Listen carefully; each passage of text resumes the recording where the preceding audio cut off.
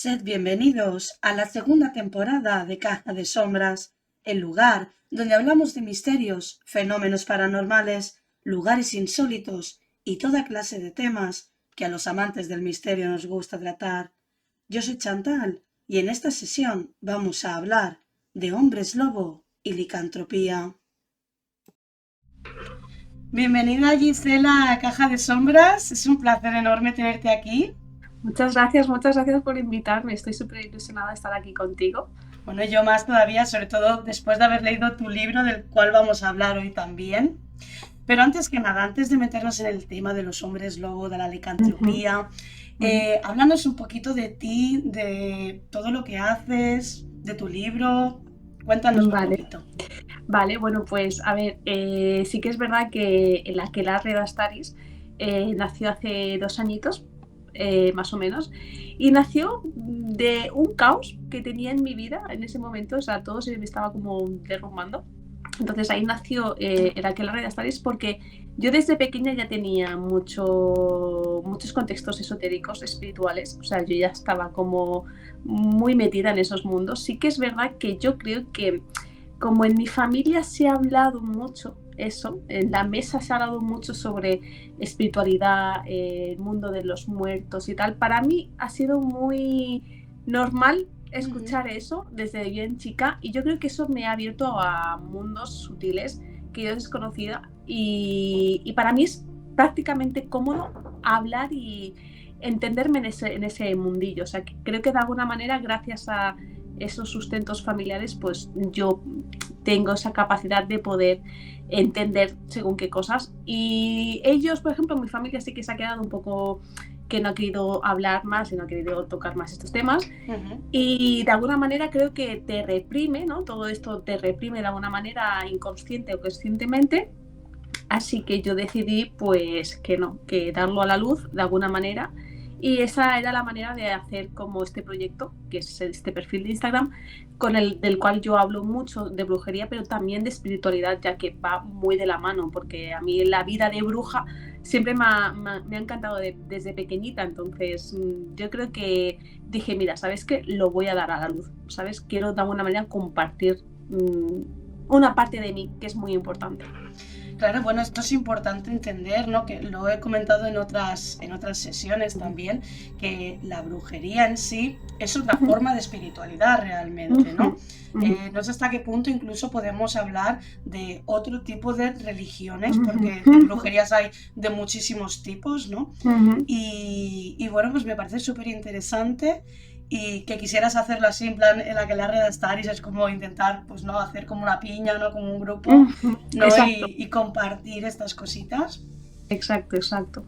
Y bueno, es súper interesante. Aquelarre de Astaris, como siempre sabéis, tanto los que nos veis como los que nos escucháis, que dejo todas las redes de mis invitados en la cajita de descripciones. Así que ir allí y buscar a Gisela porque hace contenido chulísimo. Echar un vistazo, sí. Sí. Y bueno, ahora que sabemos un poquito que te interesa el tema de las brujas, de la magia, del paganismo, ¿no? ¿Qué tiene que ver todo esto con el lobo? Porque has escrito un libro que se llama El Padre Lobo y las Brujas de Orsaviñá, ¿no? Lo tenemos por aquí, vamos a ponerlo. Sí. Aquí lo tenemos. Háblanos un poquito, pues, ¿cómo te embarcaste en este proyecto y querer escribir sobre el Padre Lobo? Pues es una cosa muy interesante porque todo empezó como un artículo. O sea, a mí me gusta mucho escribir, desde pequeña uso mucho la escritura, pero como parte terapéutica. Y a mí me ha gustado mucho escribir siempre. Y no sé, cuando me inicié en este aquelarre, quise como descubrir cosas de mi entorno, ¿no? Porque una de las prácticas de la brujería es conocer mucho tu entorno, o sea, envolverte en él y descubrir sus historias y sus personajes. Entonces, todo empezó con un pequeño artículo porque yo creía que en la zona en la que vivía tenía que haber pasado las brujas sí o sí, de alguna manera, o sea, si pasó por toda Cataluña, ¿por qué no iba a pasar por donde yo vivía, no? Y entonces como que mi manera de reivindicar un poco de dónde soy era en plan, no, aquí tiene que haber algo, ¿no? Entonces, empezó con un artículo y al final acabó siendo un librito. Así que la cosa me llevó una gran sorpresa porque pude descubrir cosas muy interesantes de donde yo vivo. Y así salió el Padre Lobo. El Padre Lobo es una figura mitológica catalana, de la cultura catalana. Entonces, bueno, sí que es verdad que tanto lo que tú me decías de que la brujería tiene que ver algo con los hombres lobos, claro, estamos hablando de una transformación, ¿no? De hecho, las brujas, claro, nosotros hoy en día conocemos que las brujas volaban con escobas, pero esto es una invención cristiana. Realmente las brujas volaban sobre animales salvajes, con Diana. Entonces, muchas de las brujas volaban con los lobos, con animales que eran salvajes, ¿no? Entonces, unas de ellas eran con los lobos. Entonces, sí que es verdad que yo el último texto que dejo en el libro era como una reflexión mía personal de que la bruja y el lobo no son personajes que sean distintos, sino que se parecen mucho, ya que ellos han vivido una masacre, porque los lobos fueron a por ellos y las brujas más lo mismo, porque ambos personajes tienen relación con el diablo. O sea, es brutal como estas conexiones se dan y quise como unirlo porque para mí tiene mucho sentido, tiene mucha conexión una cosa con la otra. Sí, aquí podríamos analizar el tema de los arquetipos, ¿no? El arquetipo de la bruja o el arquetipo del lobo.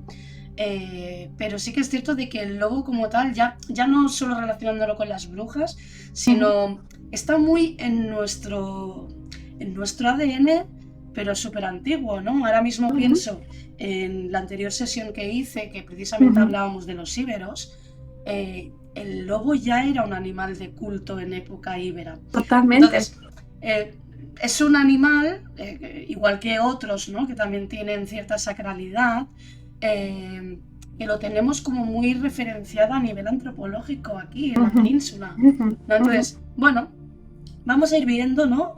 Cómo se dibuja todo esto de el lobo, lo mágico, lo místico, lo diabólico también, ¿no? Lo agresivo, ¿no? Y bueno, ¿y por qué Orsaviñá? ¿Qué tiene Orsaviñá? Vamos a conocer un poco Orsaviñá, ¿no? ¿Qué es esto, no? Sí, soy yo, mira, sinceramente, puse Orsaviñá en el mapa gracias a tu libro, porque la verdad es que no lo conocía, de reconocerlo. Eso es maravilloso, que se den a conocer sitios, porque es que Orsaviñá es, bueno, míralo, es que es maravilloso, es muy bonito, es que yo le tengo mucho cariño, de verdad. Pues esto es que lo tengo a 10 minutos de casa. Esto es una aldea rural que está en el Montnegre, o sea, tú tienes que subir hasta llegar o sea, son unos caminitos que realmente es muy bonito porque mantienen lo rural, o sea, camino de cabra de toda la vida, ¿no? Entonces, Orsaviñá yo lo conozco desde siempre porque ya desde pequeña iba al colegio. Y ya solamente ver esa esplanada que tienen, porque claro, nosotros estamos viendo esta imagen, pero justo en el otro lado tiene una esplanada que yo decía, aquí tienen que hacer aquelarres, aquí tienen que hacer algo. O sea, no me lo creo, porque tenían una esplanada, es una esplanada que está al exterior y está la luna ahí y es como, tío, aquí tiene que haber pasado algo, ¿no? Es como un enclave así poderoso, total, ¿no? Total. Entonces, bueno, yo he ido muchas veces a este sitio porque para mí el hecho ya de ir hasta Orsaviñá me parece mágico, porque mira que yo he ido veces, pero siempre que inicio el camino es como me da la sensación de que me he perdido. Y las últimas veces lo que me pasaba es que me acompañaban cabras negras. O sea, cuando la conexión ya se da de una forma más potente entre tú y el entorno, ya te aparecen animales salvajes que como que te acompañan, ¿no? Y eso a mí me parece como...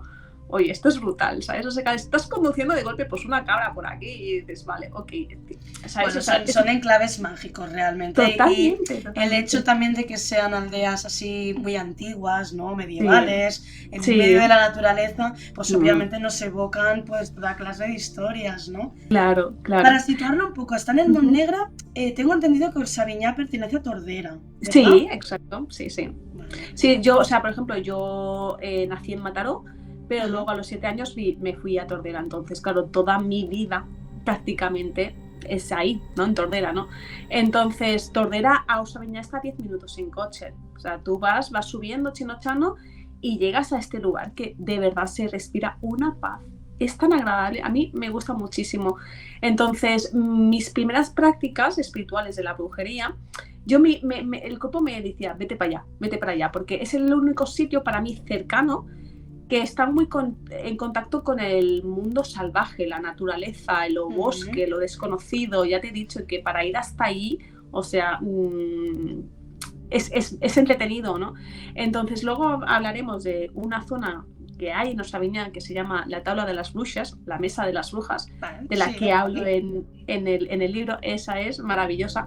Entonces, desde que, o sea, tú no llegas y ves esto, no, es que esto está muy escondido, la tabla de las brujas está muy escondida. Entonces, para llegar a ella, o tiene que ser alguien que conozca el entorno, que lleve toda la vida ahí viviendo, o te puedes perder, ¿no? Entonces, las primeras veces que yo encontré la mesa de las brujas, el camino te daba la sensación como que te habías perdido, ¿no? Hasta que tienes que volver varias veces y ya el mismo entorno o el mismo espíritu, yo lo creo, me gusta más llamarlo así, te va marcando el camino para poder ir hacia la mesa de las brujas, ¿sabes? Entonces todo el camino hacia la mesa de las brujas está lleno de árboles que te hacen como pequeños arquitos, y hay algunos árboles que tienen un poco deformes, ¿no? Y todo ese proceso, o sea, realmente desde que sales de tu casa hasta llegar hasta la mesa de las brujas, para mí es un proceso iniciático espiritual totalmente, porque es movido, ¿no? Primero tienes que llegar a Sabiñá, que ya es un cacho, ¿no? Luego cuando llegas ahí tienes que llegar hasta la tabla de las brujas. O sea, no es fácil, no es un acceso que digas todo el mundo puede ir, que eso me parece mágico y que respeta el entorno, porque por ejemplo yo he ido al dolmen de Vallgorguina y para mí está muy expuesto. O sea, hay un parking que la gente puede aparcar ahí súper cerca, tú estás ahí y si quieres hacer alguna meditación, algún trance o algo, no puedes porque pasan muchos coches, hay mucha gente, está muy visto. Y la tabla de las brujas está muy escondida, ¿sabes? Está como... No es tan conocida, ¿no? No es tan claro, conocida. Claro, y aparte no todo el mundo puede llegar ahí. Tiene que ser alguien que conozca mucho ese sitio. Entonces eso me pareció como súper mágico, ¿no? Y la verdad es que cada vez que voy a Osaviñas siempre hay cosas. Hay restos de ofrendas, restos de altares, hogueras, incluso en la zona de la tabla de las brujas hay como pequeñas ofrendas que se hacen con forma de espíritus, con branquitas y cosas estas, y yo siempre voy y les dejo algún muñequito o voy a quemar un poquito de cosas, y la verdad es que es muy bonito. O sea, la práctica ritual está a la orden del día, ¿no? En este lugar. Sí, mucho. Es muy interesante. Y mucho. El lugar, o sea, la tabla de las brujas, la mesa de las brujas, ¿tiene el nombre simplemente por la forma de la piedra o hay algún tipo de leyenda detrás que lo sustente? ¿O es algún yacimiento? Claro, realmente leyenda como tal no hay, ¿vale? Pero sí que es verdad que se le llama así porque antiguamente las brujas quedaban en la tabla de las brujas, porque la tabla de las brujas aquí, bueno, se ven un poco en las fotos, pero si estás por esta zona, me avisas y vamos. Hay como tomo nota. Hay como una especie de hoyuelitos, ¿vale? Son unas formas que tiene la misma piedra, ¿vale? Porque esto es una piedra neolítica, es que estamos hablando de que lleva ahí un montón de tiempo, ¿no? Entonces, estos hoyuelitos lo que tiene es que, según dicen los antropólogos, es que, o los historiadores de esa zona, es que las brujas lo utilizaban pues para poder hacer sus ungüentos. Entonces ahí iban con las gallinas, típico, ¿no? Las sacrificaban y como los hoyuelitos tenían como una especie de línea, ¿vale? Que marcaba otro hoyuelito un poquito más grande en el centro, pues esa sangre bajaba por ese lugar y hacían ungüentos. Pero bueno, eso realmente te lo dicen así un poco por encima porque no quieren tampoco que creamos que realmente es por esto, pero si te fijas, aparte de los hoyuelitos, lo que tiene es como, ahora ya no tanto porque está un poco desgastado, pero si tienes fotos del antes y tú vas y lo compruebas, lo puedes ver un poco, tiene ahí una forma de un pájaro, ¿vale? Entonces yo menciono mucho a Dani Rangel porque es la persona que ha podido sacarle más chicha a esto, que le agradezco un montón toda su ayuda.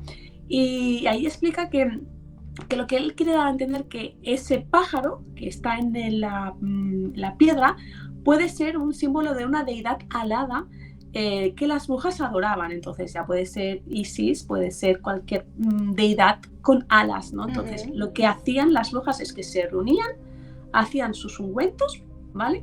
Y luego se iban volando hasta el dolmen de Bayujina. O sea, que la primera conexión, parada, entre ambos lugares. Sí. Entonces la primera parada se hacía en Osaviñá, pero luego se iban a celebrar su aquelarre en Bayujina. Y entonces ahí lo que hacían era invocar a deidades muy antiguas, Diana, Hécate, me he podido ver alguna cosa también de ella, bueno, deidades femeninas relacionadas con la brujería, ¿no? Entonces dije, joder, macho, es que si la mesa pone taula de las brujas, tío, no hay más, ¿sabes? Interesante.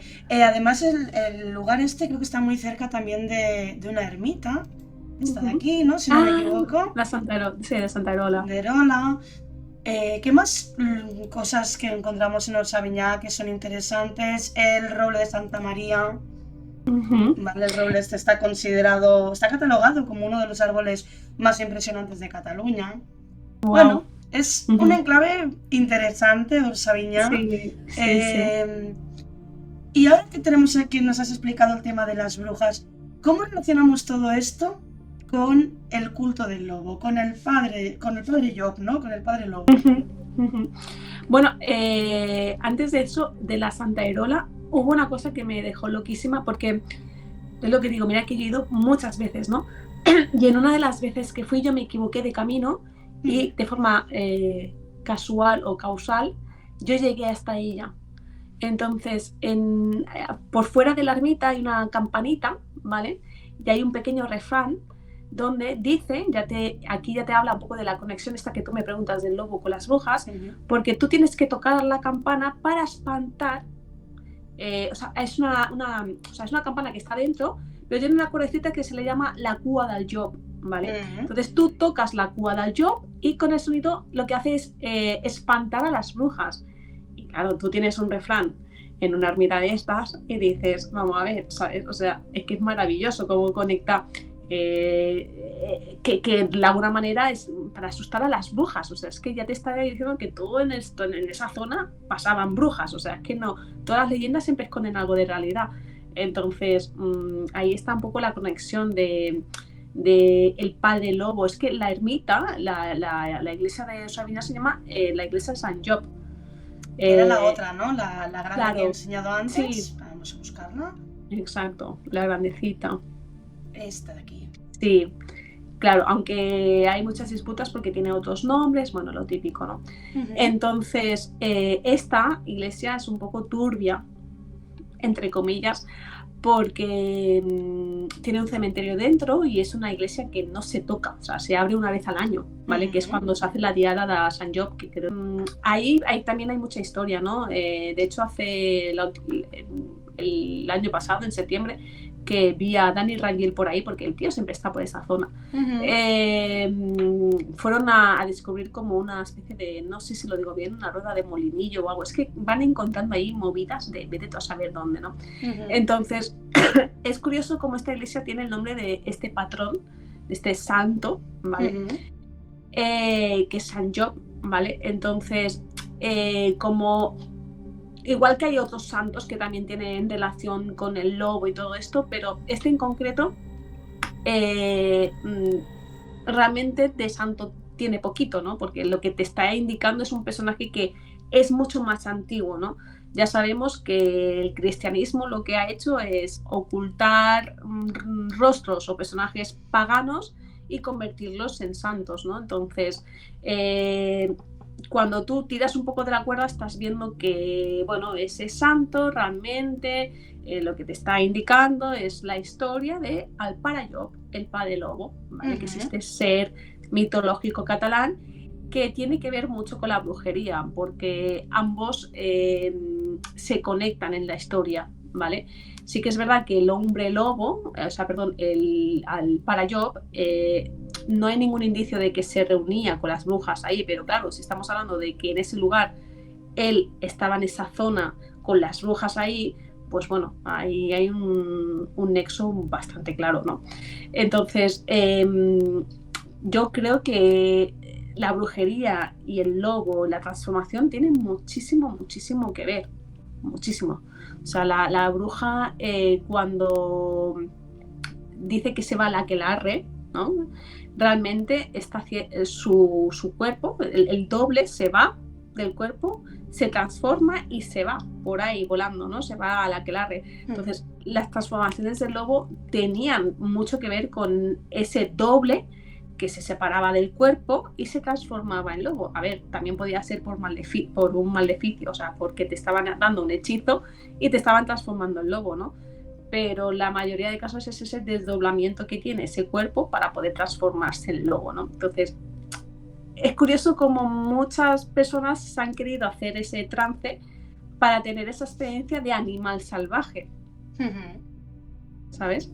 Es muy interesante. Bueno, también podemos, claro, cuando hablamos de brujería, se puede entender la brujería como la figura de una mujer que practica ritos y practica la magia, pero también podemos entender la brujería como aquellos cultos precristianos, por lo tanto paganos, ¿vale? Que adoraban a dioses relacionados con la naturaleza.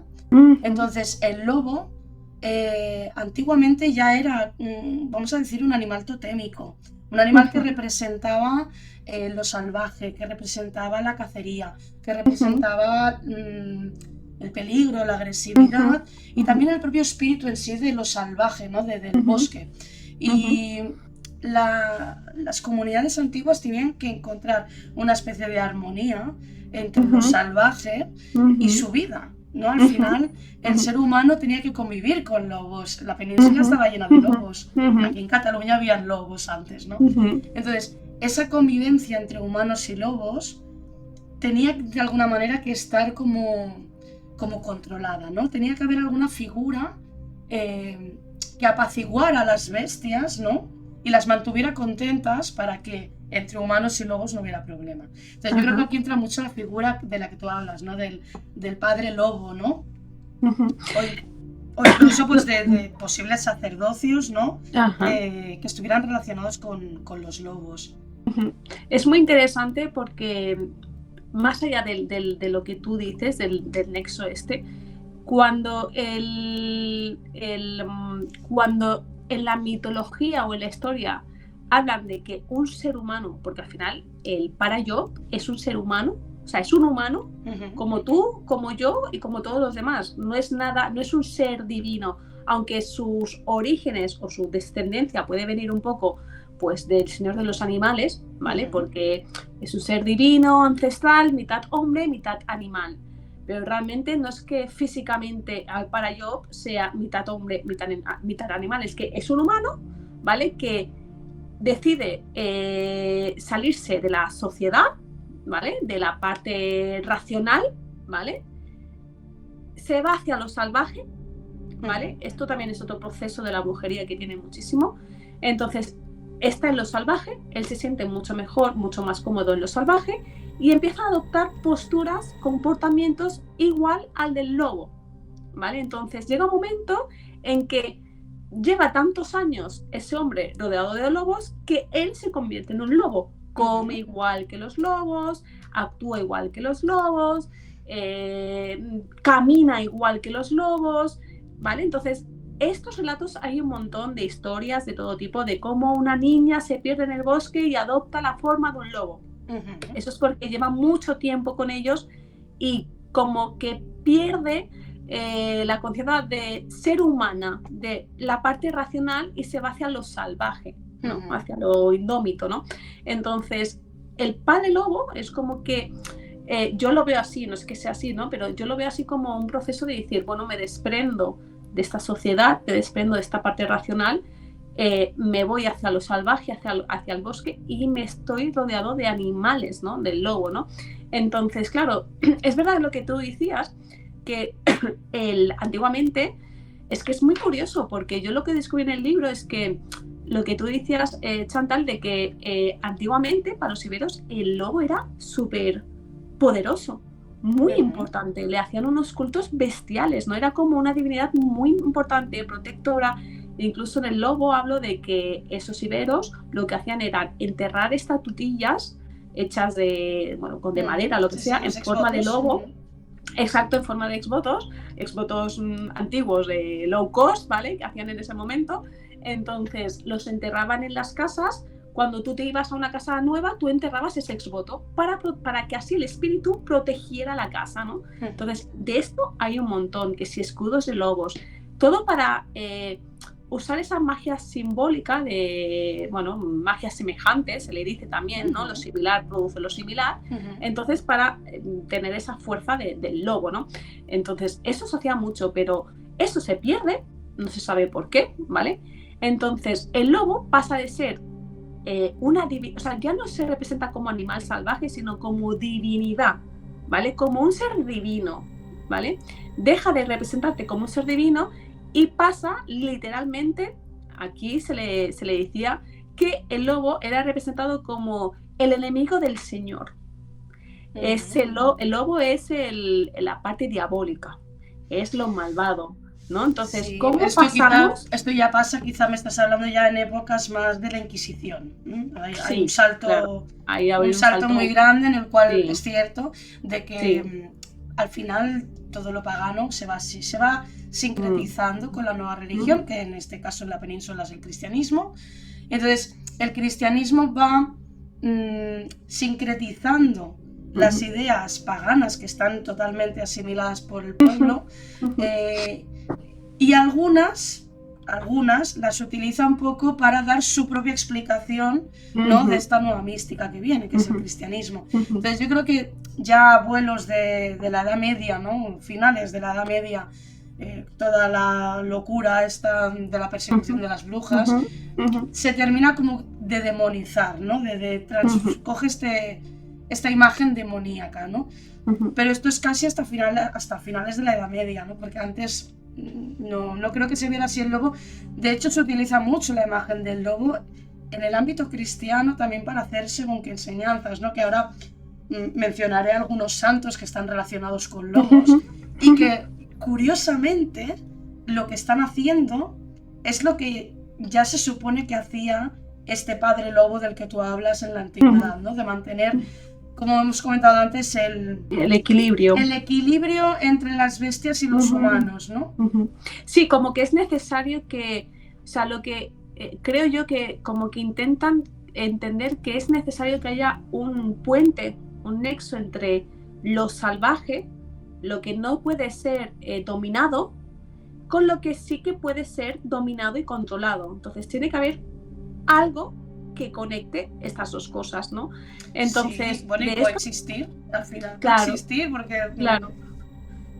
Sí, entonces, a mí lo que es curioso, ¿no? Porque dices, hostia, ¿por qué el lobo? ¿Por qué pasó de ser como un animal que no es un animal, porque es un ser divino súper importante, al ser el malvado vamos, lo peor que te puedes encontrar, ¿no? Entonces dices, hostia, pero ¿por qué el lobo, no? O sea, es curioso, ¿no? O sea, de todos los animales que hay, ¿por qué el lobo, no? Tiene esa... Pero bueno, eso es lo que representan, ¿no? Como tiene colmillos, es salvaje, es devorador, es tal, pues...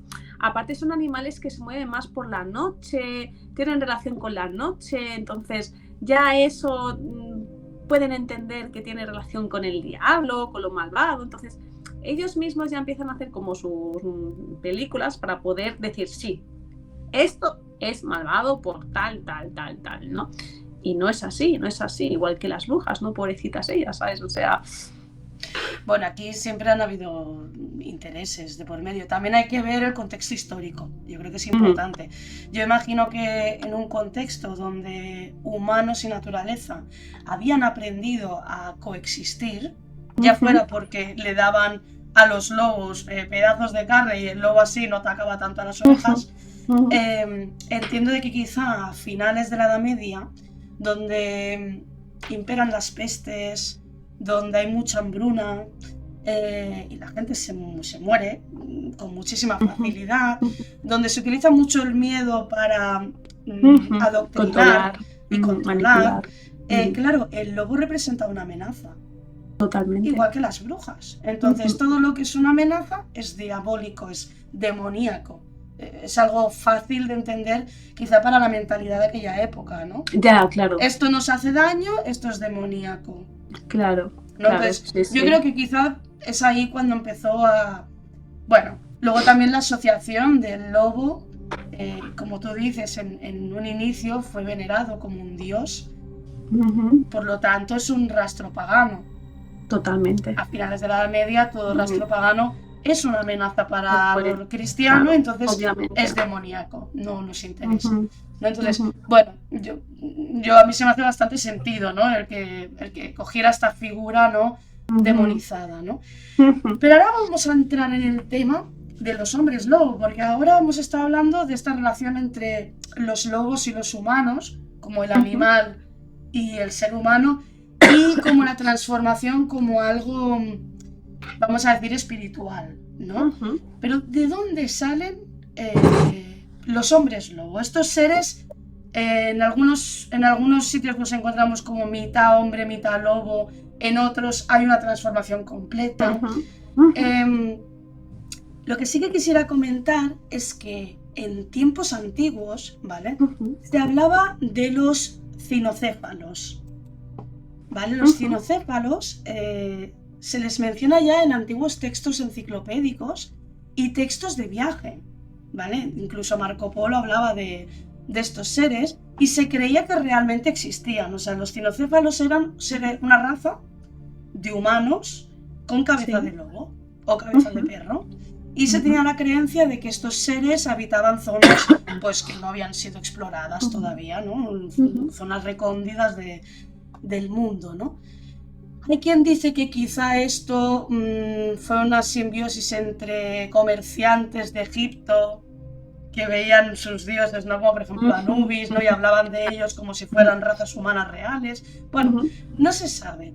Pero ya desde tiempos remotos había una creencia real de que existían humanos, mitad lobos o capaces de transformarse en lobo. ¿No? Sí, sí. ¿La habías escuchado esto de los cinocéfalos? Sí, claro. Sí. Bueno, es súper interesante, ¿no? O sea, es como que el hombre lobo siempre ha estado ahí. Siempre ha estado muy presente, sí. Y no sabemos bien un poco de dónde sale. Bueno, yo creo que, claro, aquí hay mucha leyenda, hay mucha mitología, hay mucha ciencia ficción, ¿no? Porque nosotros concebimos la imagen del hombre lobo como lo vemos en la película, ¿no? Un ser que en luna llena se transforma. Entonces, hay que decir que la licantropía en su momento se vio como una enfermedad. O sea, se diagnosticaba a alguien, a una persona, porque estaba enferma. Entonces, antiguamente estabas enfermo, tenías la licantropía, ¿no? Era una enfermedad como muy común, ¿no? Bueno, a día de hoy también, hablaremos de esto más adelante, de la licantropía clínica, es una enfermedad, sí. Es muy interesante. Entonces, yo creo que en parte, claro, se le domina enfermedad porque esa persona llega a unos estados de conciencia donde él mismo se cree que se convierte en lobo. De hecho, hay muchos rituales antiguos y actuales para tú convertirte en lobo, ¿sabes? Para tú llegar al extremo de la semejanza total del lobo. Entonces, es lo que tú decías un poco, ¿no? Que está la manera de que es clínicamente, pues ya está, enfermedad, licantropía y fuera, y luego está la opción de tú, por voluntad propia, te puedes transformar, ¿no? Es como que existe esa experiencia que tú dices, bueno, pues venga, yo voy y me quiero transformar, ¿no? Pero claro, para transformarse hay unos requisitos, hay unas cosas que se tienen que hacer, no es tan fácil como, ¿no? O sea, hay unas movidas ahí brutales. Entonces, yo creo que igual que esto es muy antiguo, es lo que tú decías antes, ¿no? Creo que esto es muy antiguo y el saber realmente cómo se origina, de dónde vienen, de tal, ¿no? Puede tener esta relación que tú decías, ¿no? Con dioses egipcios, ¿no? Con toda esta relación, ¿no? Con dioses o seres que tenían la cabeza, ¿no? De lobo, de perro y tal.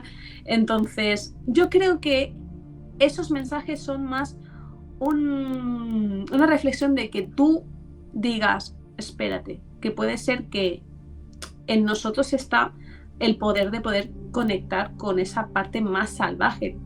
Y no salvaje de que tú seas un salvaje a lo loco, no, de que tú conectes con tu pureza más pura, porque lo salvaje es que o sea, uno de los rituales brutales de la brujería es que tienes que desidentificarte de todo lo que eres, de todo lo que piensas, de todo lo que tú eres, tu cabeza, todo, ¿no? Entonces, ese proceso de transformación de animal, ya sea lobo o cualquier animal, lo que sea relacionado con lo salvaje, es ese proceso que te están indicando de que el ser humano, ¿vale?, deja su parte racional para poder iniciarse en el proceso puro de la pureza extrema de cómo es él. O sea, sin... Sí, de encontrar su lado más salvaje, ¿no? Claro, estaríamos hablando de que el hombre lobo representa más bien algo simbólico, ¿no?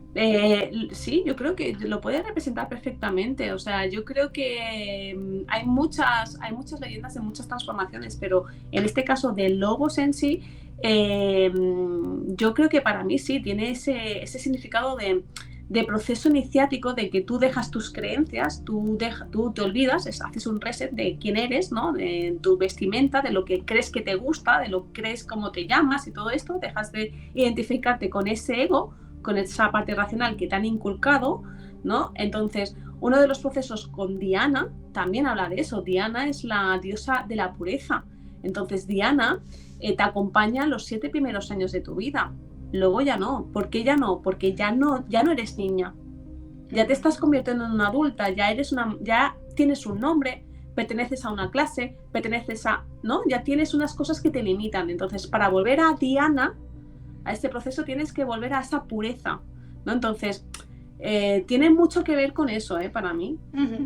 Bueno, es una interpretación muy interesante también, sobre todo eso desde el punto de vista, ¿no?, de la brujería.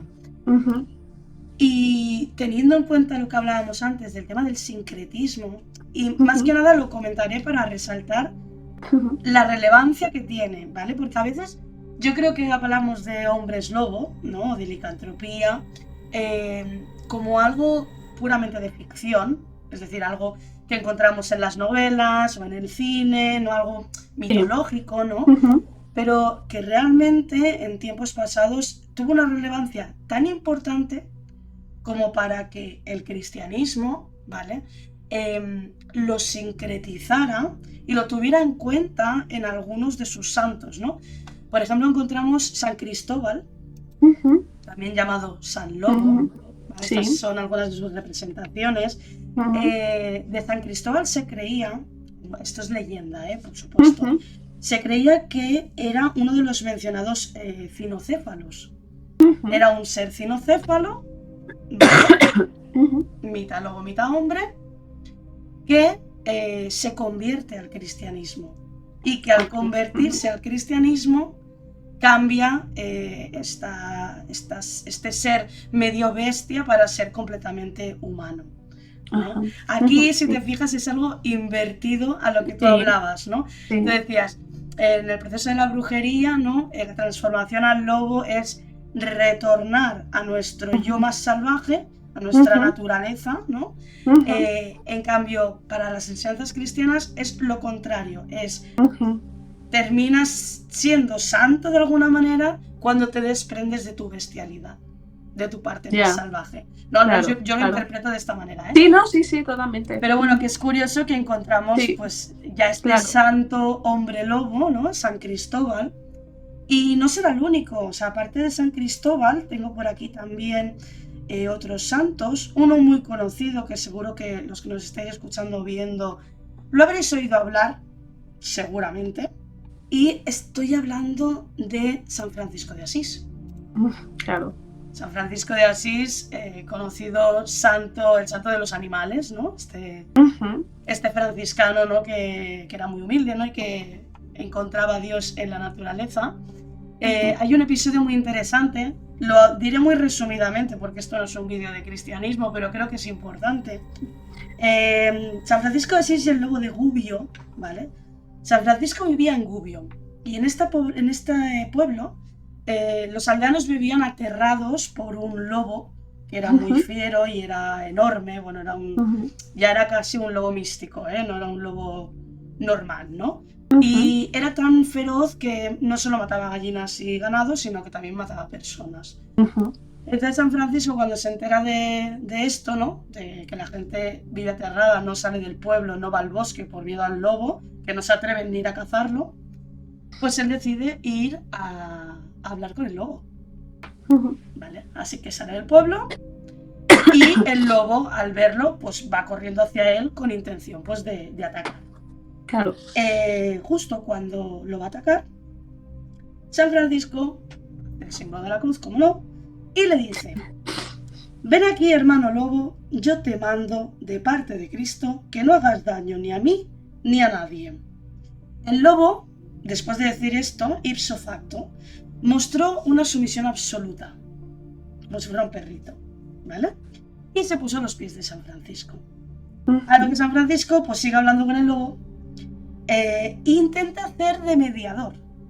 Le dice al lobo que él lo que quiere es que haya paz entre él y los humanos, porque él está siendo pues muy malvado y los humanos, como le tienen miedo, le quieren cazar, ¿no? Entonces él le dice al lobo: si tú te comprometes a no hacer daño a los humanos, yo te prometo que estos te proveerán constantemente durante el resto de tu vida de alimento para que por causa del hambre no tengas que atacar más. ¿Estás de acuerdo? Y entonces el lobo dice pues que levantó la pata y agachó la cabeza conforme aceptaba ese trato. Y bueno, desde entonces se supone pues que los aldeanos daban de comer al lobo todos los días y el lobo cumplía su promesa. Esto es una historia cristiana de un santo cristiano, pero yo aquí lo que estoy viendo es al Padre Lobo. ¿No saben? Yo estoy viendo aquí al señor de los lobos que hacía esta mediación, que tenía este poder de comunicarse con las bestias y de mediar entre el pueblo y lo salvaje. No, y es una representación claramente sincretizada. Totalmente. De hecho, el Padre Lobo, hostia, o sea, es que acojona, o sea, le tenían muchísimo respeto porque la cultura catalana, cada invierno él bajaba a la parte más civilizada, ¿vale? A lo, bueno, donde están los humanos, baja de las montañas, ¿vale? Para pedir hospedaje, para poder entrar y calentarse un poco, tal, no sé qué. Si le deniegas la entrada, estás jodidísimo. O sea, se te acabó las cosechas, se te acabó todo, porque te vas a quedar sin nada, ni ovejas, ni nada. O sea, todo lo que tú tenías durante todo el año te lo voy a destrozar, ¿no? Entonces, cuando esa divinidad picaba tu puerta, hay mucho, también con las hadas pasa mucho, ¿no? Las hadas, ¿no? También hay unos tratos que si te portas bien, pues oye, pues tienes recompensa, ¿no? Claro, sí, no. Entonces, lo mismo pasaba con el Padre Lobo, ¿no? Que si te picaba ese ser divino, tú tenías que portarte bien, porque si no, durante todo el año ibas a estar muy jodido. O sea, todo lo que tú habías cosechado, o sea, teníamos hay como un pacto. Claro, es que todo siempre hay un pacto. Claro, siempre. Pero por eso me parecía interesante la historia de San Francisco de Asís, porque fíjate, podría haber sido que simplemente el santo hiciera así la señal de la cruz, y ya. Lobo, vete de aquí, no molestes más, y que por arte divino el lobo se fuera. Pero no, lo que hay es un pacto. Claro, una cosa por otra. Claro, el lobo dejará de atacar siempre y cuando los humanos le den de comer a diario hasta que muera. Es lo mismo, o sea, igual que el que tú dices, ¿no? Llega Padre Lobo, pica la puerta y si tú le das alojamiento no va a pasar absolutamente nada y posiblemente incluso tus ovejas o tu cultivo salga bien, porque él procurará que esto suceda.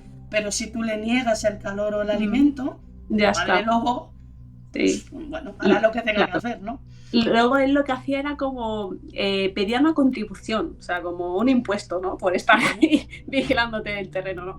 Entonces, cada año, por Navidad, venía a casa y te decía, oye, mira, a mí dame carne, págame de alguna manera, ¿no? Entonces, si no hacías eso, si no le pagabas con carne para sus lobos o para él, más de lo mismo, todo el año siguiente iba a ser crisis, que si todo te iba mal, toda tu fertilidad se te iba al carajo, ¿no? O sea, hagas lo que intentaras hacer, no había manera, ¿no? Entonces, es curioso como ese pacto que tú dices, pues se da mucho, pero cómo se llega a entender de que algo divino quiere interactuar con el ser humano, y el ser humano, para portarse bien con esta divinidad y estar protegidito, pues decide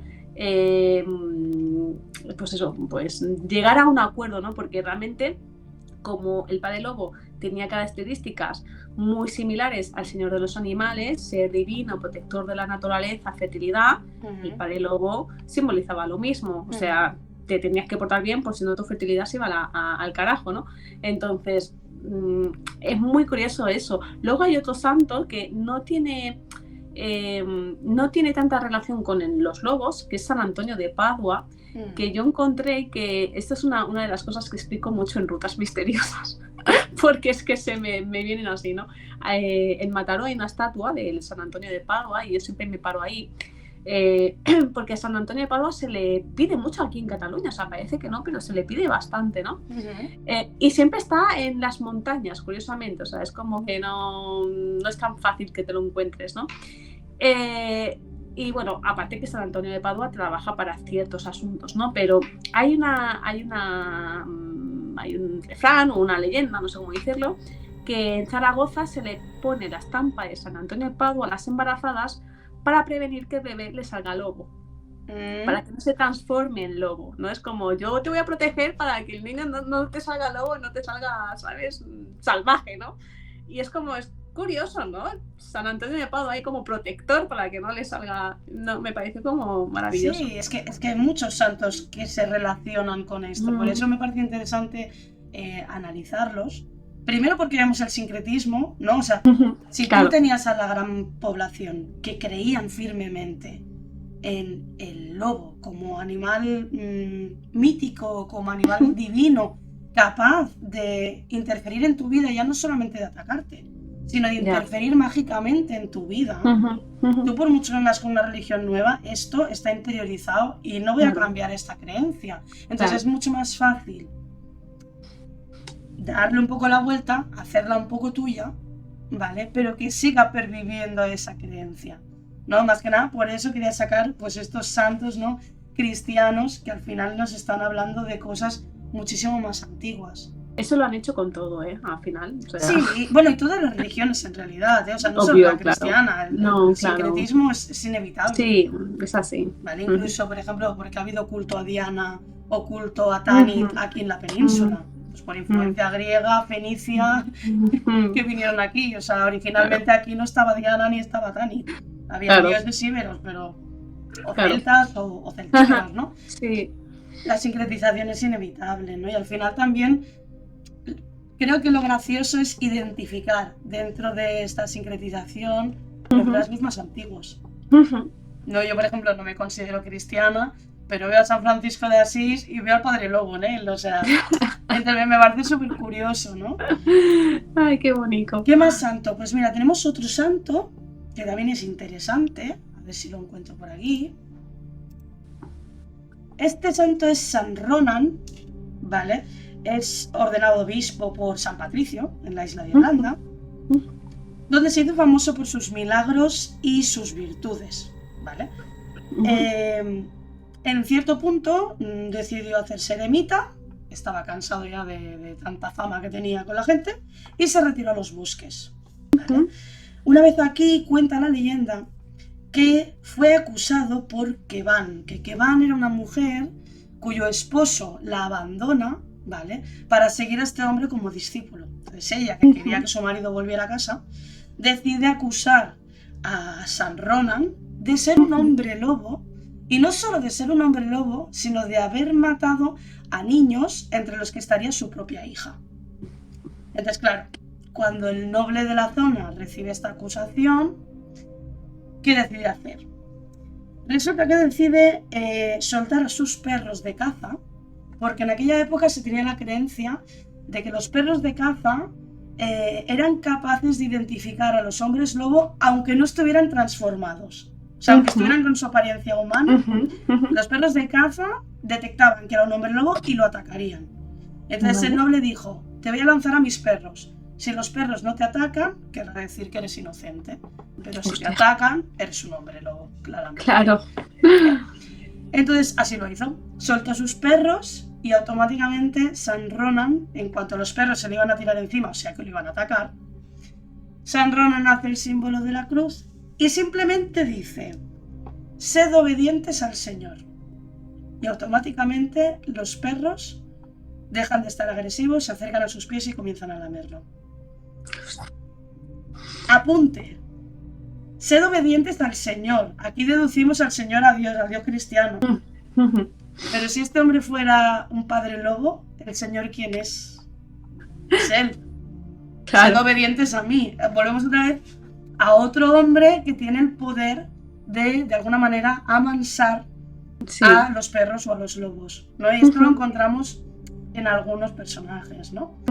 Entonces, bueno, obviamente, pues al final no lo ejecutaron, ¿no?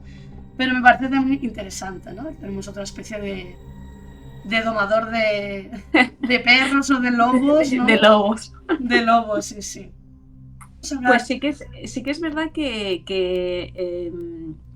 era tan importante el padre lobo que los campesinos lo que querían era saber cómo interactuar con los lobos para llevarse bien con ellos, ¿no? O sea, cómo acercarme a ellos, ¿no? ¿Cómo puedo ser un padre lobo? ¿No? Porque, a ver, no todo el mundo puede ser un padre lobo, o sea, padre lobo hay uno solo, ¿sabes? Claro. Entonces,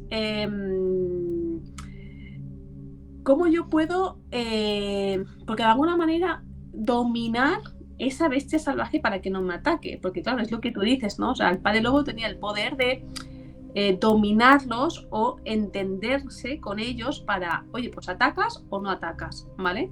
Entonces, era muy importante llevarse muy bien con el padre lobo. Entonces, muchos de los campesinos lo que hacían eran ciertos rituales, sobre todo en San Juan, ¿vale? Para proceder a hacer ese proceso iniciático para tú entender cómo llevarse bien con ellos, ¿no? Entonces, en el librito explico que hay un ritual que a mí me encantó, que es en San Juan, que cuando son las 12 de la noche, los que quieren entender ese don, ese poder que tiene el padre lobo, ¿no? Tienen que ir a un estanque, ¿vale?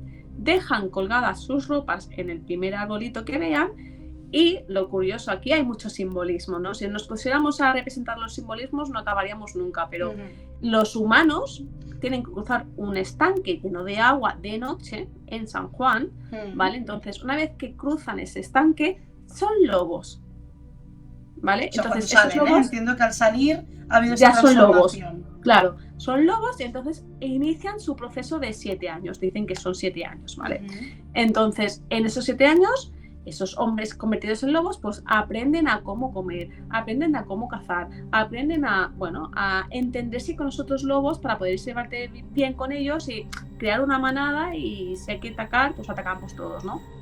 Entonces, pasado ese tiempo, esos lobos vuelven a ser humanos. Entonces, ¿qué hacen? El mismo procedimiento. Esperan a San Juan, en la noche de San Juan, vuelven a cruzar el estanque, pero para ellos no habían pasado 7 años. O sea, ellos se mantenían igual corporalmente, físicamente, ¿no? O sea, no habían envejecido, ¿no? Entonces, era como pasar 7 años como en otro plano dimensional, ¿no? Claro, esto es muy curioso, ¿no? Porque aquí esta historia te está hablando de muchas cosas que obviamente no nos vamos a poner aquí, pero sería maravilloso, pero es curioso como, a ver, el periodo del tiempo, espacio-tiempo, deja de existir de alguna manera, ¿vale? Esto tiene mucha relación con el desdoblamiento astral. Que con San Juan, momento liminal... Sí. Bueno, sí, esto, es que nos volveríamos locas, yo la primera, yo estaría, mira, Chantal, que esto tal, no sé qué, bueno, yo soy una fanática.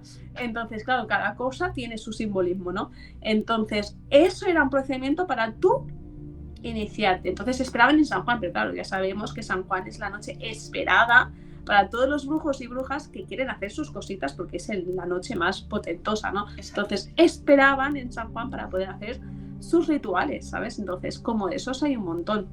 Entonces, de una manera como poder domar lo salvaje, pero había muchos casos que el hombre ya no quería volver a ser humano.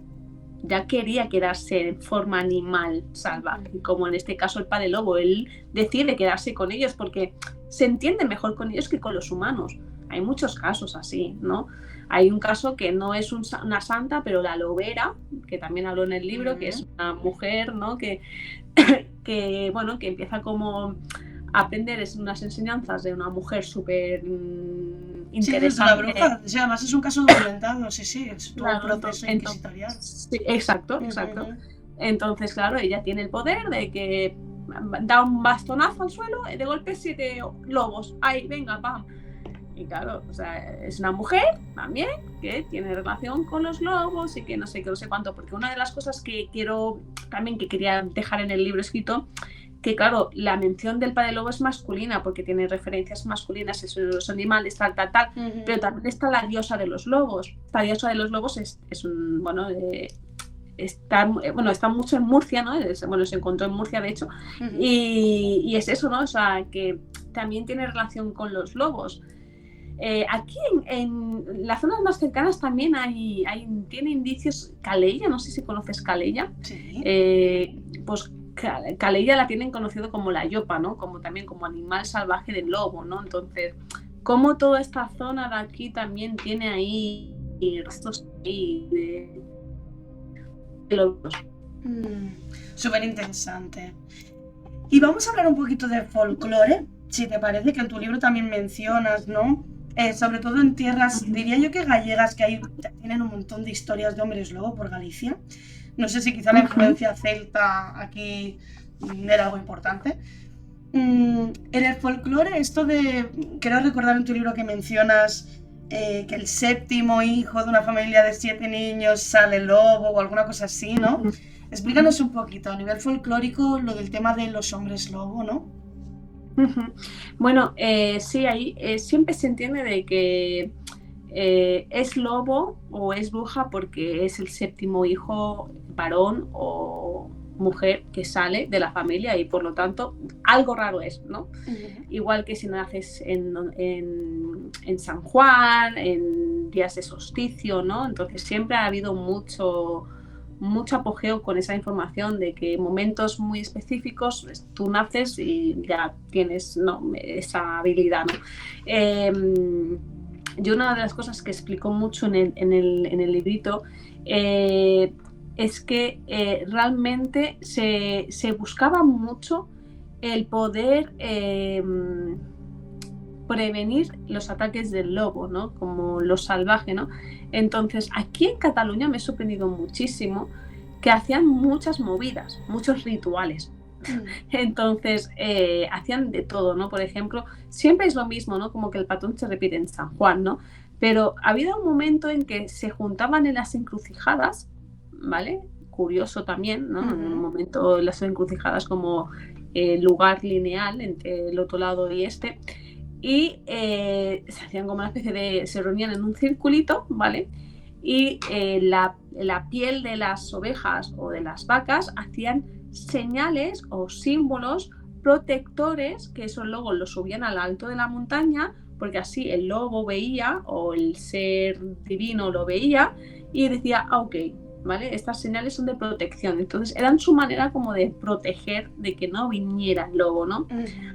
Otro que también hacía mucho es que el campesino cada noche de San Juan tenía que reunir a un petit comité, ¿vale? Cuantas más personas presenciaran ese bautizo, porque lo que hacía era bautizar al rebaño con una branquita, ¿vale? Entonces era muy importante que fueran bautizados y cuanta más gente asistiera a ese bautizo, pues más poder tenía, ¿no? Entonces hay un montón de rituales de este tipo de protección, de poder llevarse bien con ellos, de interactuar o de intentar convertirse, ¿no? De querer transformarse en lobo, ¿no? Hay un montón de cosas así que explico en el librito y eso es todo. Yo creo que hay mucho que ver con las transformaciones. ¿Y qué opinas tú de la relación entre la transformación en hombre lobo y la luna llena?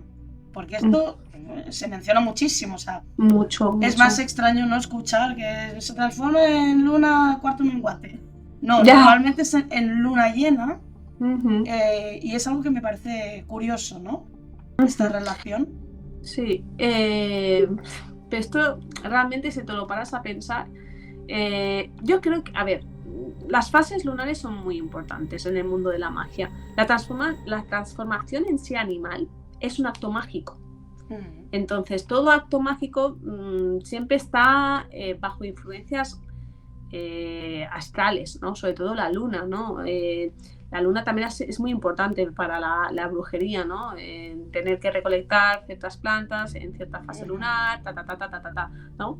Entonces, en cuanto al lobo, yo no sabría decirte por qué en luna llena, pero se entiende que es como una fase de plenitud, ¿no? Como la luna está llena, tú lo que quieres es esperar a que sea luna llena para tú tener esa plenitud y transformarte o querer iniciar ese proceso de transformación, igual que los aquelarres se hacían los sábados, porque estaba relacionado con los sábados, tiene que ser luna llena, ¿vale? Entonces, las lunas en general son muy importantes a lo largo de nuestra mitología, de nuestra cultura. Las lunas son muy importantes, entonces claro que están muy presentes en transformaciones, por eso te dicen que los lobos, o sea, el hombre se transforma en hombre lobo en luna llena, ¿no? Yo creo que es más esa conexión porque es un acto mágico, entonces es muy interesante, muy importante la carga, influencia que nosotros tenemos. Sí, yo creo que sobre todo eso, la influencia de la propia luna llena, porque es curioso que buscando información sobre licantropía clínica, que ahora comentaré un par de cosas, porque ni soy médico ni nada, simplemente lo poquito que he encontrado, al parecer en algunos estudios que se han hecho de pacientes que sufren licantropía clínica, en algunos casos se le disparaba esta condición precisamente en luna llena. Hostia. O sea, no está demostrado científicamente que la luna llena influya, pero sí se han dado muchos casos que han brotado o han tenido más episodios de licantropía bajo la luna llena que no en otras fases lunares. Bueno, es que curioso, la luna, sí, es que la luna, la pobre, también es como bueno, nos influye, no, somos agua, o sea... Obviamente, ¿no? Pero que más allá de eso, que para mí es muy importante la luna. Yo soy una loca de la luna, ¿no? Pero es que la luna ya tiene esa relación con lo oculto, siempre está muy enfocada a lo oscuro, ¿no? Entonces, supongo que cuanto más símbolos o representaciones tenga la oscuridad o lo oculto, con relaciones así, o brujería, transformaciones así, pues más chicha tiene, ¿no? Entonces, de hecho han habido enfermedades, aparte de la licantropía, antiguamente estar cogido por la luna era estar alunado. Sí, o sea, sí. Estabas bajo la influencia de la luna y dices, es que realmente, o sea, que esto no es de hace mucho, que tampoco nos pensemos que esto, no, o sea, es que esto es de nuestra cultura popular de aquí, de que realmente la gente se protegía con amuletos para no estar afectados con la luna. Y dices, es que realmente, no sé si te ha pasado una vez a ti, Chantal, de que te quedas mirando a la luna y como no te desvíes un poco, te quedas como un poco así alelada, sí, como abducida, ¿no? Como que te ha abducido un poco, es que realmente... Te induce realmente, o sea, personas, por ejemplo, que les cuesta más meditar, ¿no? Por ejemplo, estar en un estado un poco más, no sé cómo explicarlo, de energía un poco más consciente. Mirar la luna es un ejercicio maravilloso, o sea, es una locura. Es como mirar el fuego. Sí, exacto. Es como que te quedas mirando una hoguera y tiene ese poder hipnótico, ¿no? Tiene ese tal.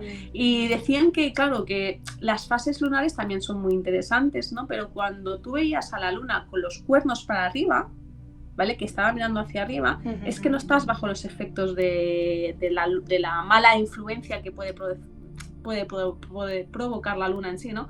Entonces, la luna siempre ha sido como la mala influencia, ¿no? O sea, como que te va a influir sí o sí, y es lo que tú decías, nosotros, nuestro cuerpo emocional, súper sumergidísimos en esa sensibilidad lunar, ¿no? Sí, bueno, no, y a nivel energético, o sea, a nivel energético y esto ya es ciencia, ¿eh? O sea, la luna influye en todo el campo magnético terrestre y por lo Muchísimo. tanto en nuestra Claro, energía claro. también. O sea, Obviamente. esto es indudable. Claro. Sí. Pues bueno, si te parece ahora ya, para ir cerrando un poco el Sí, tema, no sí. quería dejar esta sesión sin Ujú. hablar del único caso enjuiciado y documentado por causas de licantropía que ha habido en España, Ujú. que es el caso de Manuel Romasanta, Manuel Blanco Romasanta. Es un caso súper interesante y bueno, os lo voy a explicar un poquito por encima porque realmente si quisiera entrar en detalles de este caso tendría que dedicarle una sesión entera, solamente a Romasanta, ¿no? Porque es súper interesante. Pues resulta que Manuel Blanco Romasanta nació en Orregueiro, en Galicia, en 1809, ¿vale? Ujú. Así como dato curioso, resulta que Manuel Blanco Romasanta nace con el síndrome androgenital, es decir, físicamente parecía un hombre pero tenía genitales femeninos. ¿Vale? Se encontraron dos partidas de nacimiento, uno en el que se llama Manuela y otro en el que se llama Manuel. Considero que es un dato curioso, ¿vale? Bueno, es lo que se llamaría en aquellos tiempos pues una persona andrógina, ¿no? Ujú. Bueno, total, Romasanta con 21 años se casa con su esposa y esta fallece a los 3 años. Ujú. Nunca se pudo saber si había tenido él algo que ver, ¿vale? Ujú. Total, queda viudo a los 3 años y a partir de ese momento empieza a vivir una vida un poco más itinerante, a tener varios trabajos. Era una persona bastante educada para su época, sabía leer, sabía escribir, sabía coser, sabía bordar, realmente trabajó como modista también. O sea que era una persona, bueno, con cierto nivel intelectual, de Muy facciones culta. finas, rubio, educado, zalamero. ¿Vale? ¿Cuándo empieza su historia y su persecución, de alguna manera? ¿Vale? En el año 1834 se comienzan a oír rumores de Romasanta el hombre lobo o Romasanta el sacamantecas. Sacamantecas porque se empiezan a ver una serie de muertes, ¿vale? Que va dejando tras de sí, que todo el mundo sabe que ha sido él, pero que enigmáticamente desaparece. O sea, él la asesina y pierden el rastro. Y se está a lo mejor como 10 años sin que nadie sepa ni dónde está. Va dejando allí unas cuantas muertes, ¿no? Se sospecha que alguna de estas muertes extrae la grasa de sus víctimas para luego venderlas en Portugal, ¿vale? Y en la mayoría de los casos son víctimas que supuestamente han sido atacadas por un hombre lobo, pero esto se sabrá a posteriori, después cuando lo atrapan, ¿no? Pues resulta que resultó ser autor confeso de 13 asesinatos, de los cuales solo se pudo demostrar 9 que realmente fuera él el autor, ¿vale? Pero cuando viene esto de que es un hombre lobo, pues justamente en medio de los juicios, Romasanta confiesa, ¿no? Y dice lo siguiente. Indica que a causa de una maldición que le habían, un sortilegio que le habían echado, él tenía la condición de hombre lobo y que sin querer, pues a veces se transformaba junto con otros dos hombres lobos valencianos, ¿vale? Y que por hambre se iban a cazar. Que él no controlaba ese instinto porque era un lobo y cazaban pues movidos por su naturaleza, ¿no? Os voy a poner aquí alguna imagen de Romasanta para ilustrar un poquito. Wow. Entonces, en su primera confesión dice: la primera vez que me transformé fue en la montaña de Couso. Me encontré con 2 lobos grandes con aspecto feroz. De pronto me caí al suelo, comencé a sentir convulsiones, me revolqué 3 veces sin control. Yo mismo era un lobo. Estuve 5 días merodeando con los otros 2, hasta que volví a recuperar mi cuerpo, el que usted ve ahora, señor juez. Los otros 2 lobos venían conmigo, que yo creía que también eran lobos. Se cambiaron a forma humana. eran dos valencianos, uno se llamaba Antonio y el otro Don Genaro, y también sufrían una maldición como la mía. Durante mucho tiempo salí como lobo con Antonio y Don Genaro. Atacamos y nos comimos a varias personas porque teníamos hambre. Manuel Blanco Roma Santa, causa común 1778, causa contra hombre lobo de los juzgados de Alardiz, Ourense. Este texto está recogido en su sentencia, ¿vale? Que la podéis encontrar en internet, o sea, la podéis descargar, que es el documento que había puesto aquí. Vale, está aquí toda la redacción de su juicio. Entonces, cuando Roma Santa dice esto, ¿no? de que era un hombre lobo, bueno, se genera ahí un revuelo impresionante, ¿no? Y no es hasta tiempo después que va siguiendo el juicio que cambia un poco la versión. Y entonces, en vez de decir que tenía una maldición, él dice que está enfermo. Dice, ya no sé bien si es por una maldición o porque es que yo estoy enfermo y me creo que me hago lobo y he hecho esto porque estoy enfermo, ¿no? Entonces, claro, aquí fue cuando cambia la sentencia y entonces es cuando se le determina pues, que clínicamente sufre licantropía, ¿no? Que sería la enfermedad mental de creer que se transforma en lobo y no que sea un hombre lobo pues real, ¿no? Bueno, fue un caso que bueno, se involucró incluso la reina Isabel II, vino un hipnólogo, lo hipnotizó para ver si se podía transformar en lobo. Bueno, una historia increíble y bueno, la quería mostrar porque es un caso real, documentado, pues de un hombre lobo que se cargó pues a 13 personas. Ni nada más ni nada menos. Ni nada más ni nada menos. Todas ellas mujeres y niños. Wow. No atacó nunca a otros hombres, ¿eh? Y a todas les atacó en los bosques. Se las llevaba al bosque y ahí es donde sufrían el ataque.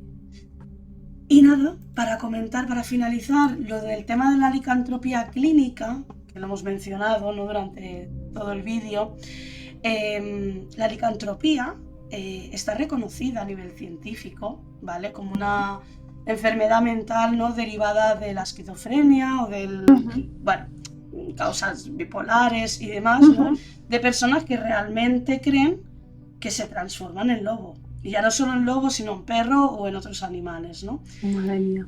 ¿Por qué lo comento? Porque parece que cuando hablamos de hombres lobos y licantropía, parece que hablemos de tiempos remotos y que ya no existe, que esto solo está en las películas, pero como apunte quiero decir que entre el año 1970 y el 2020, ¿vale? Que hace poco de eso. Hace 2 días.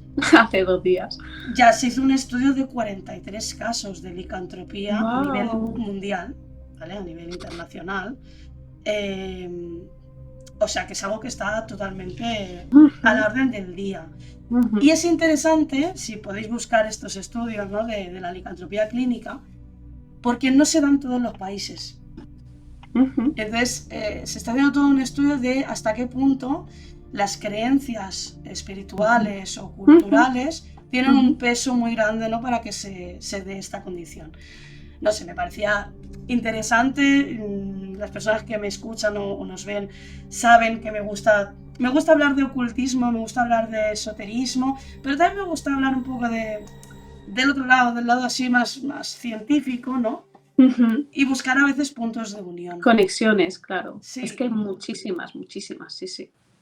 Pues bueno, hemos llegado al final de la sesión. Ha sido súper interesante. Podríamos estar aquí ya ves, horas debatiendo de magia, de lobos. Totalmente, sí. O sea, es que el tema de la licantropía da para muchísimo. Yo en el librito puse como una pincelada así por el tema porque dije, mira, para hablar de licantropía solo necesito un libro entero, ¿no? Pero bueno, creí que la conexión tenía algo muchísimo que ver y por eso lo puse, pero licantropía, o sea, es que es una locura total. Y esto de que tú has dicho de que se revolcaba, a mí me ha hecho recordar un ritual que puse en el libro, de que el que se quiere transformar por voluntad propia tiene que ir a una colina, despejado en la sociedad, ¿no? De noche, luna llena, ¿no? Lo que hablábamos, y se tenía que revolcar, pues o bien en una piel de lobo, ¿vale? O donde habían estado lobos, ¿no? Entonces se revolcaba, bueno, y hacían un montón de cosas más, ¿no? Y toda esa magia de semejanza, pues hacía que finalmente se transformara. O sea, que me ha parecido como... Y no es el único caso, porque justamente a mí me pasa un poco como a ti, me gusta mucho investigar en mi territorio cercano, ¿no? Todas estas historias y tal. Soy una fanática de buscar información de la Collserola, que es mi montaña, ¿no? Y curiosamente tenemos una bruja, que era la Tella, y la Tella tenía el poder de la transformación. Uno de sus dones, ¿no? Como bruja era el poder transformarse. Y se transformaba en un perro rabioso, negro y enorme, en un grim, ¿no? Un lobo negro, ¿vale? Y para transformarse lo que hacía era desnudarse, tirarse en la tierra, revolcarse y cuando se levantaba toda la polvareda, pues ya salía transformada en perro tipo lobo, ¿no? Ajá. Y bueno, es curioso porque volvemos a encontrar otra vez este rito, ¿no? De tirarse y revolcarse como un animal, ¿no? Pues claro. En la tierra. Luego hay otra cosa que, aparte de que el lobo en sí, pues eso, como que era muy importante, ¿no? Pero también era muy importante en la cultura funeraria, porque el lobo se ha entendido como animal antropomorfo,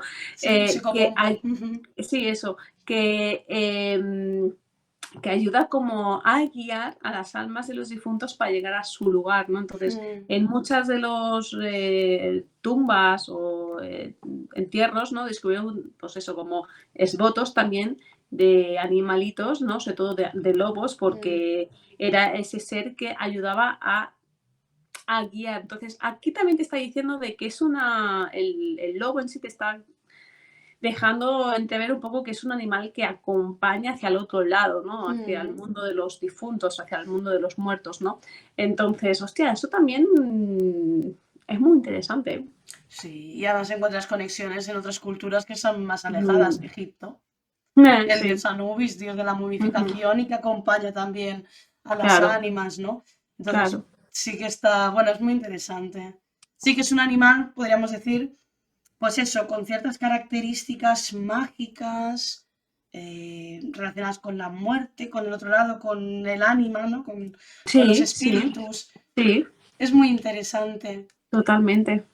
Pues bueno, Gisela, espero que hayas disfrutado de esta charla. Yo he disfrutado muchísimo, disfruté mucho tu libro, aprendí muchísimo. Muchas gracias. Y nada, una vez más, a los que nos estáis escuchando, viendo, gracias por llegar hasta el final. Seguid a Gisela porque hace contenido chulísimo, sobre todo si os gusta el tema de la brujería, ¿vale? Que yo sé que tengo muchos seguidores que les gusta el tema de la brujería. Ah, interesante. Sí, así que nada, invitadísima quedas a volver cuando quieras. Pues cuando quieras, ya sabes, me mandas un mensajito y te enseño la tabla de las brujas. Claro, cuando quieras, mira, ya tengo que pasar por allí a conocer es verdad. la tabla de las brujas. Invitadísima estás de venir a la Collserola, que te llevo a la casa de la Tella. Perfecto. Hacemos ese intercambio, ¿no? Claro. Del lobo. Dejad en los comentarios si queréis un directo desde allí. Estaría bien. Desde allí directamente, in situ. Estaría bien. Sería genial. Pues muchas gracias, Gisela. Gracias a ti, cariño, por invitarme, de verdad. Y esta sesión queda cerrada. Adiós.